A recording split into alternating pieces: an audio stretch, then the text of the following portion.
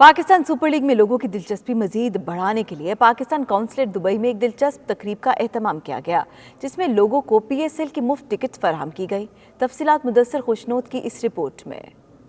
पाकिस्तान समेत दुनिया भर में पाकिस्तान सुपर लीग 4 की तैयारियां रूज पर। शायकीन क्रिकेट अपनी अपनी टीम्स को सपोर्ट करने लगे। इसी तरह पाकिस्तान सुपर लीग में लोगों की दिलचस्पी मजीद बढ़ाने के लिए पाकिस्तान कौंसलेट दुबई में एक दिलचस्प तकरीब का एहतमाम किया गया, जहां शनाख्ती कार्ड या पासपोर्ट बनवाने और रिन्यूअल करवाने वालों को PSL की मुफ्त टिकट फराहम की गई। इस मौके पर 92 न्यूज से बातचीत करते हुए लोगों ने अपनी अपनी पसंदीदा टीम्स को सपोर्ट किया। उनका कहना था कि वो अपनी अपनी पसंदीदा टीम्स को भरपूर सपोर्ट करेंगे। PSL को प्रमोट कर रहे हैं। इस वक्त हम पाकिस्तान में वैसे जो भी लोग टिकट आ रहे हैं यहाँ पर अपना पासपोर्ट रिन्यू करवा रहे हैं या अपना ID रिन्यू करवा रहे हैं और उनको हम फ्री टिकट्स प्रोवाइड कर रहे हैं।